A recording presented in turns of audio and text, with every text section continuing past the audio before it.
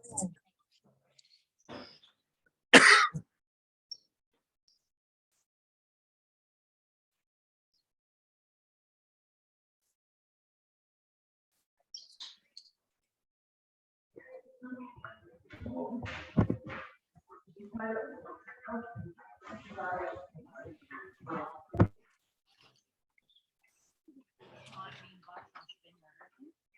morning. Morning, David. Good morning. How are you, Mr. Stokes? Bloody terrific. Mate, do you know this is the only time in my life I'll ever be behind you? Why is that, David? Because I'm in Queensland. I'm an hour behind you. This is the only time in my life you'll ever be ahead of me. We'll set up that one. So, you know what I mean, Stokesy? What's that? You know? Oh, it's bloody raining up here, mate. It's very sad. It is. It's the same here. Yeah, apparently it's really wet, yeah? Yeah, it is bad, actually. It's not good. Windy. All right, I can see Tashi. Tash, I'm going to call you today just to let you know. All right, Al. I'm here too. People. Yeah. We've got Chris. We've got the famous Mr. Bo. What a privilege to have you back Legends, on board, Adrian. yeah, great to see you. Good morning. Love being part of the team. I'm an honorary Elders Lifestyle team member. Love it. Well, I'm about to actually have coffee with two industry legends, actually. Bowie, I'm about to have coffee with Sarah Lawton. You there? There you go. Great lady. Great lady. Yeah, great person. One of the greats. Absolutely. Yeah, I remember when I bought her business when I was at McGrath years and years ago. Yeah. Mate, no, great. I'm going to jump off in just a second. The team are probably going to get sick of it because they heard a bit of it about from me last year. But mate, a bit like the premiership year, mate. Most of the guys had their best years ever. Most of the guys and girls, most of them, had a great 2021, which I'm so thankful for. So it's not about greed or doing more. It's about them just keeping their energy right, keeping their process right, keeping happy. It's probably also a bit of a two-tiered. I just saw Chris's head just a second ago. I mean, he's brand new. So I think, for the brand new people or people that aren't listing 3-4 a month, it's probably a different speech. But for a lot of the team that are, writing between, 500 plus or even 400 plus, writing some good figures, what I really want for the team is just to not worry about the noise of what's going on around and just really get into the process. Yeah. And basically just get you to talk to the team in sort of your world. Yeah, absolutely.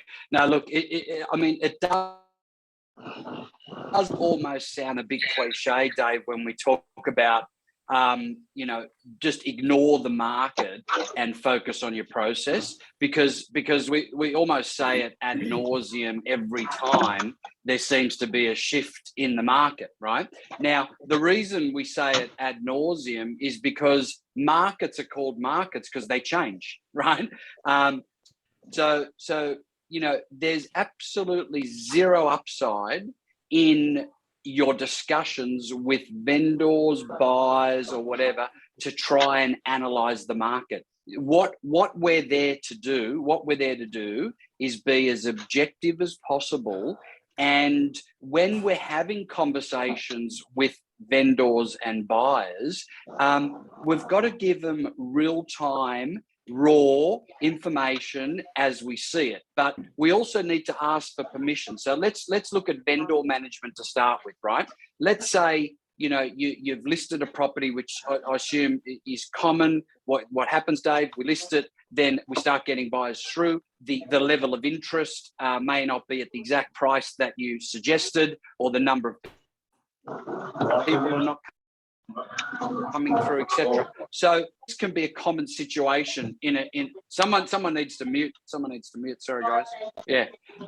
So that can be a common situation, right? So what we need to do is as part of our, let's call it set to sell, whatever you want to call it, but the moment the ink dries on the agency agreement, one of the most effective and practical tips I can give you once the ink dries on the agency and you've signed it up is to say, Dave, do I have your permission once I get feedback from the market, to be able to provide you transparent and direct feedback from the buyers in terms of price and the property, and also, do I have your permission to make recommendations in real time to make alterations to the campaign if necessary, if I believe that we're off track. Just that one particular conversation, I've had it hundreds of times, if not thousands of times. I've never had a vendor say, no way, Adrian, I don't want you to do that. They say, yeah, absolutely. That makes complete sense. I really would like you to do that.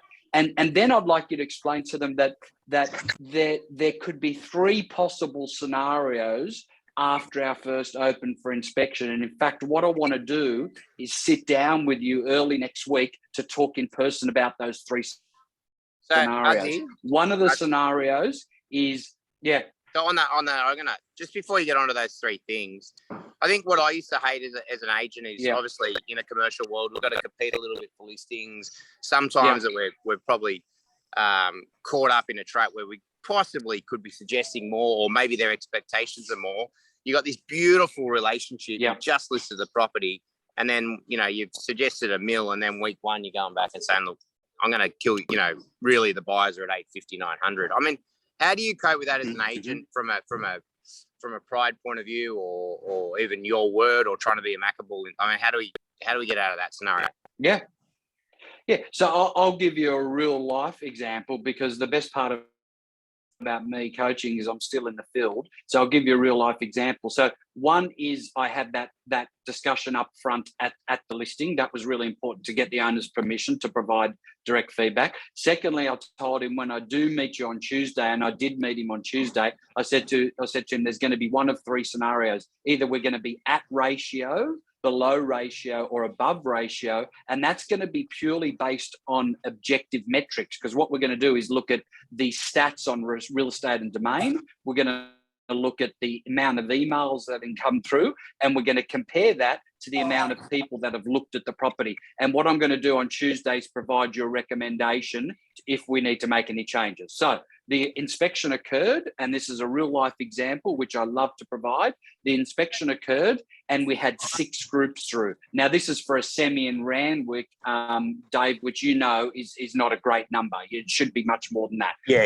Tuesday came around. The current price guide, 2.8 million. Sat down with the owner, and the first thing I had was printed out domain and real estate statistics. Now, what those statistics said were a combined views of 5,000 and 150 email inquiries. Okay, and I said to the owner that we're in a situation at the moment that what I call the dismissal rate is too high.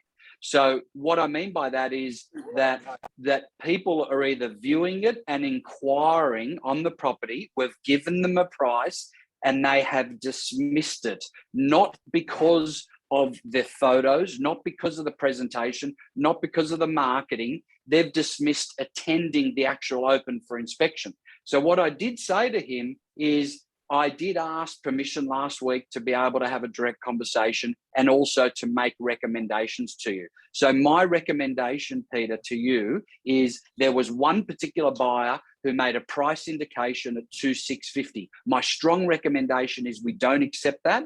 My second recommendation, I still feel that 2.8 is very achievable. However, based on the objective metrics in front of us, because the numbers don't lie, let's put the auction aside, let's put the actual end price aside, let's focus on one thing at a time, which is getting more than 6 groups through on Saturday. Would you like to see more than 6 groups on Saturday? I know I would. And Peter said, yes, I'd love that. Okay.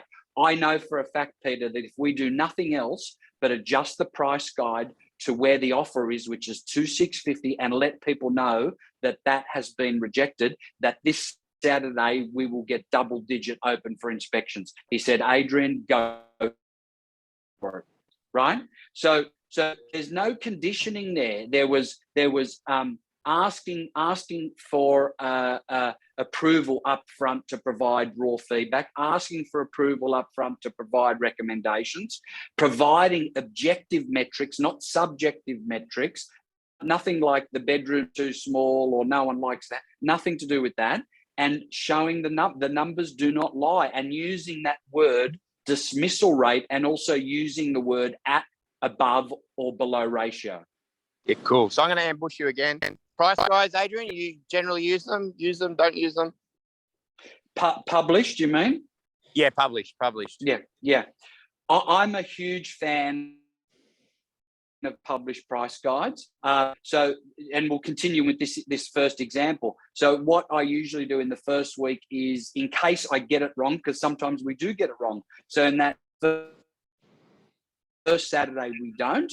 And when I made the recommendation at 2,650, definitely published. And the whole dynamic of that campaign changed within 2 hours. We went from no interest at all to multiple inquiries, contracts, everything. And all we did is tweak the price almost like a safe combination. Like 150,000 sounds like a lot of money, but it's only a few percent. And all we did is tweak it just like almost like a safe combination. Now, the reason I like published price guides, Dave, is if you lined up 100 buyers and interviewed them and said, as a buyer, would you prefer to see a published price guide on the internet or unpublished? I guarantee you 100 out of 100 will tell you that they prefer to see a published price guide. Would you agree with me?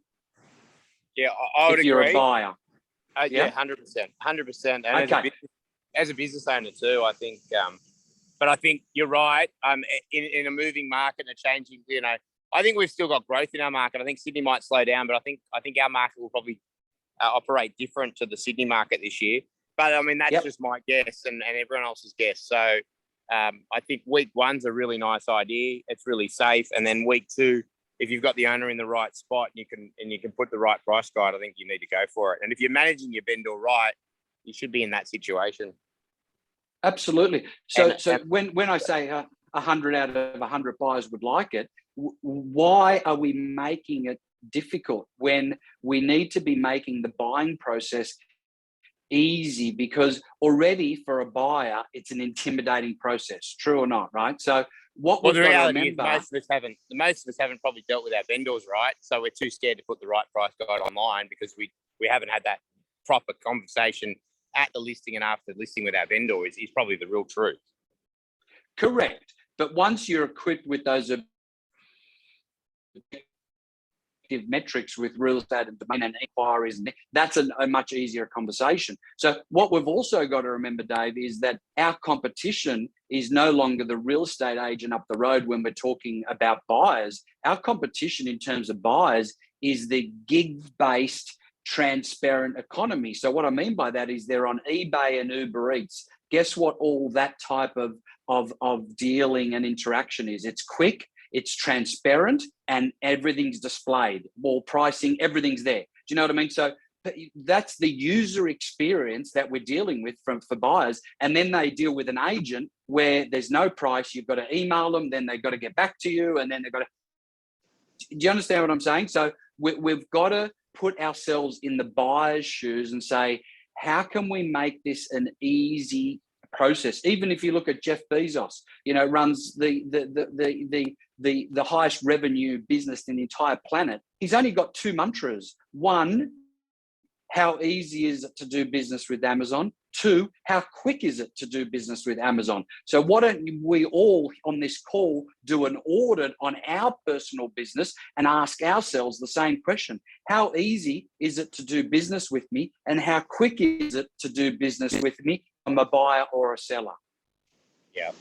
And I mean, I'm in Noosa, and the first thing I do is walk through every real estate window, and there's 1 out of 20 has got a price on it, and it's frustrating as hell, and you just keep walking. Absolutely. Well, realestate.com came out with a statistic that said 64% of people dismiss a property, and that's the same terminology I'm using with clients, dismiss the property altogether. So don't send an email, don't call unless there's a price guide on it. I mean, it doesn't get more compelling than that. So I think the first week is a good one in case you get it wrong, like in the live scenario I've just given you. And then you have that face-to-face, but asking for the permission is important. Using objective metrics is important, and not going back to the unnecessary conditioning. Now, you're saying your market might improve. Guess what?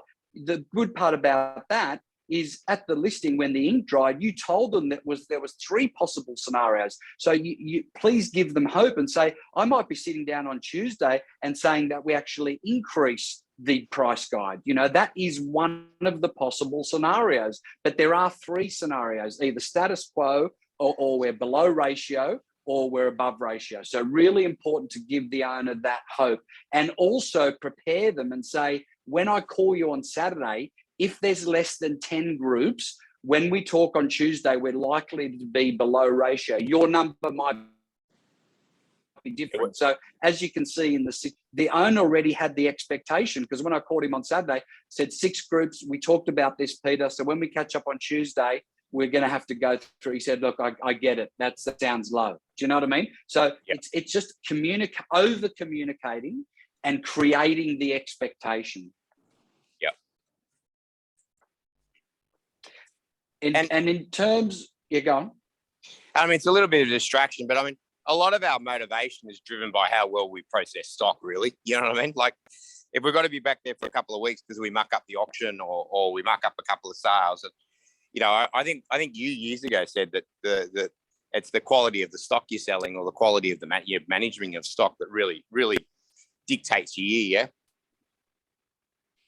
Yeah, I agree. I mean, you can control the stock, you can control the market. But when you're saying quality of stock, you're talking quality of real estate, or you're talking pricing, the pricing. And the way we're managing it. Yeah, the quality of management. Yeah.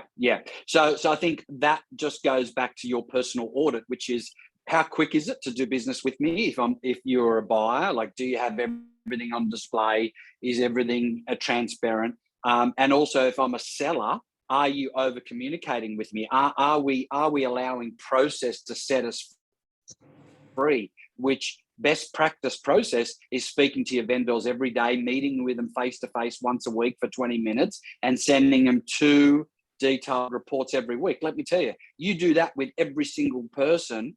It doesn't matter whether they're 10% underpriced, overpriced, whatever, whether it's week 1 or week 6, they will eventually listen to. You know why? When you place evidence of effort, you talk about effort, you win the game. What I mean by that is how many times have we had a situation where the owner said, you know what, Dave, you've worked so hard. You know what, if that's what it's worth, I understand. You know why? Because you proved evidence of effort before you proved evidence of market value. You okay? So if the owner knows that you're engaged and you're over communicating, and that nothing goes wrong during the campaign, you're following up every single buyer, then when that day comes, when you do make that recommendation as the trusted advisor, whether it's week 1 or week 5, and you say, you know, David, this has been a very comprehensive 1,000 web views, 120 emails, 4 offers, 3 contracts. I'm very confident that this particular offer is impossible to argue that it does not represent the best possible market value based on how comprehensive the campaign's been. Now, you've earned the right to say that if you've over communicated and if you've done everything right during the campaign. If you haven't, then you haven't earned that right. So they're not mutually exclusive. Effort and closing are not mutually exclusive.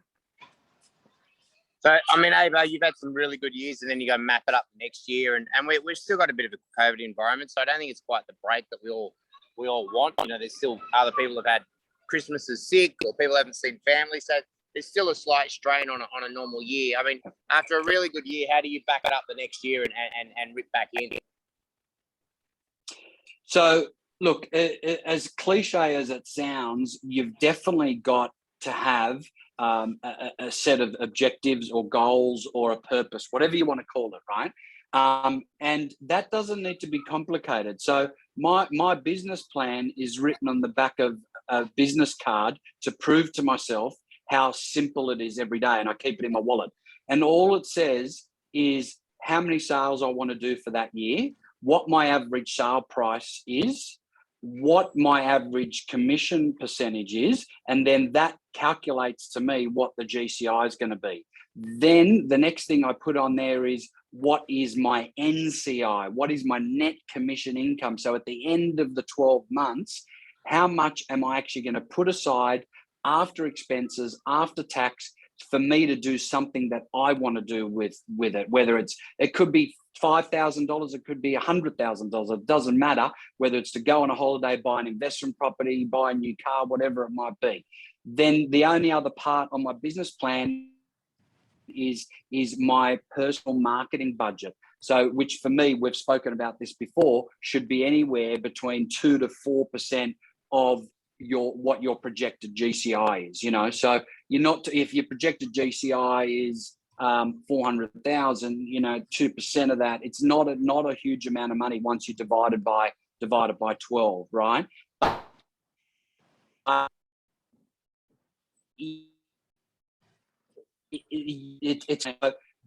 And to be honest with you, Dave, I look at it every day, and that's what keeps me focused, because I already budget for days being off track. I already budget for not feeling well, not having good energy, challenges, whether it's family, financial, health, whatever it might. Because let's not kid ourselves. All of that's going to happen, right? Maybe an unhappy client. Whatever it might be, you've got a budget for that. But if you're laser beam focused on 4 or 5 objectives, not 25 objectives, but 4 or 5 key objectives for that calendar year, very, very hard to remain off track for too long, Dave. Yeah, cool. Now, I think one of the biggest things in what can get us on track is other distractions, which we can talk about another time. But I think comparison's a massive one. We talk about that marketplace that we used to work in. Everyone sort of, how can the team just, I think social media or all these different comparisons in the world I just want them to really write the numbers they want to write to then achieve the goals they want to achieve. What are your thoughts on that? Well, look, I've got a saying, whether I made it up or I read it, I can't remember, but comparison is the thief of joy. Comparison is the thief of joy, because, you can compare yourself to as many people as you like, professionally or personally. There will always be someone subjectively doing better than you, or always someone subjectively better looking than you. There'll always be someone subjectively more successful than you, and then there'll always be someone subjectively which are not at your level. Now, let's put things into perspective, right? When we talk about comparison, sometimes agents are just talking about the real estate industry, which is only 45,000 people in Australia. Now let's get real. If we're going to be comparing ourselves, there's 8 billion people on the planet.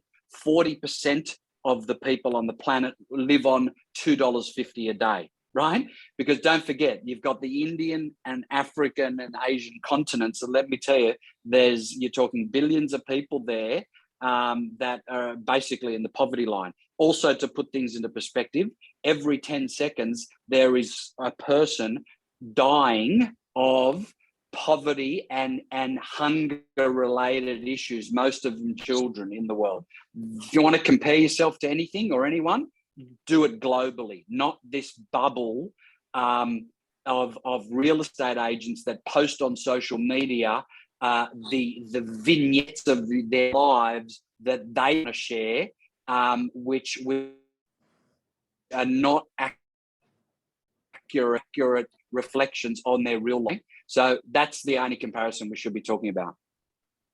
Yeah, cool.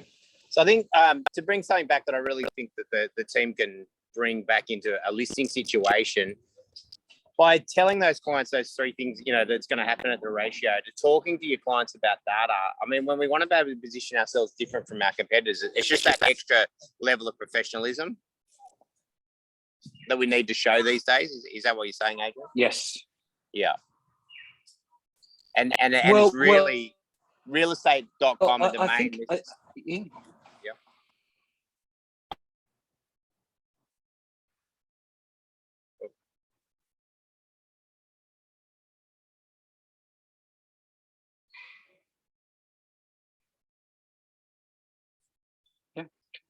it's not just it's definitely what's the alternative, calling them and saying, you know what, 6 groups, you know, people thought that the bedrooms were a bit small or whatever. Let's see how we go this Saturday, and not having that 10 seconds of courage to actually spend the time, sit down with your vendor and harness that asset, because that commission check is an asset that won't be yielded or realized until you actually sell the property. You're actually working for free. So it's your obligation to you and your family, and also the obligation to the owner, because no matter what you think, the owner wants a result more so than they want a premium price. Now, don't get me wrong. Of course, we want to get a premium price always, but trust me, they want a result and to move on with their lives more than they want both, ideally, but they want an actual result. Now, if you don't produce any offers, they'll blame you. If you produce lower offers, they'll blame the market. There's nothing wrong with giving them feedback and for them to blame the market, because the market is an objective, fluid process that is always going to exist. And will it change? Yes. Can it go up or down? Yes, absolutely. So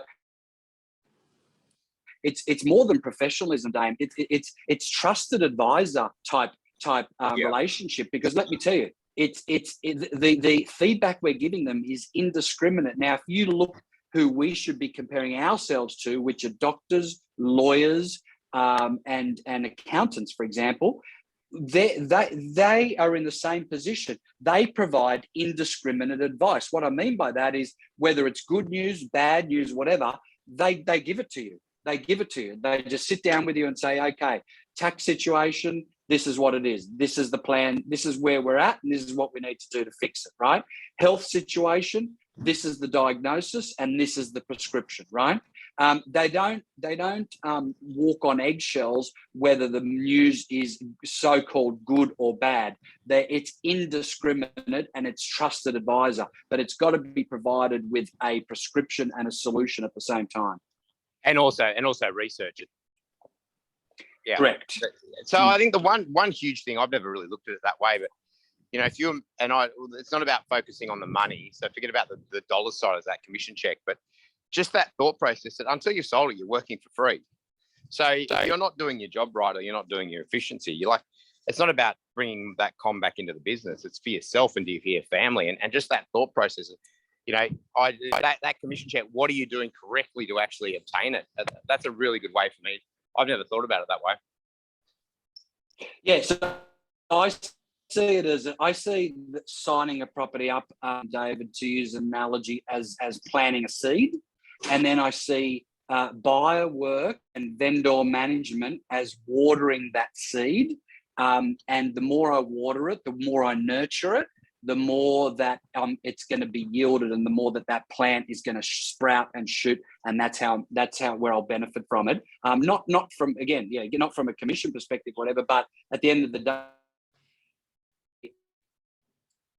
the result and the commission not there. We're not charity organisations. We're there to list and sell real estate. But what you got to remember is we're a consignment-based model. We're not a fee-for-service model. So when you talk about doctors, lawyers, accountants, they're a fee-for-service model where they charge a rate per hour. We're a consignment model where we list it, we plant that seed, and unless that plant actually sprouts, we don't get paid. Yeah, cool. Beautiful, mate. Well, I've got to go to my little coffee date. Guys, we're going to have Adrian all year again. Obviously, what I think you might need might be different from what the team needs. You're actually out there and thing. If anyone's got a topic that they'd like Adrian to talk about, let's get those emails to me today, and then Adrian and I can map out the 12 weeks and come up with a bit of plan on what you know, whether it's buyer work, vendor work, whether it's, you know, we do a lot of stuff on mindset. I know it always goes back to it, but to me, that's all it is. It's just a mindset game. But send the topics to me today, and then Adrian and I can map out the plan for the rest of the year. Thank you, Bo. To the rest of the guys, pleasure. Thank you very much. Have a crack. Okay, team. I might be up in Noosa, but I'm on the phone, guys, if anyone needs anything. So speak soon. Cheers, Adrian. Take care. Guys. Thank you very much, guys. bye. Thank you. Bye. Bye.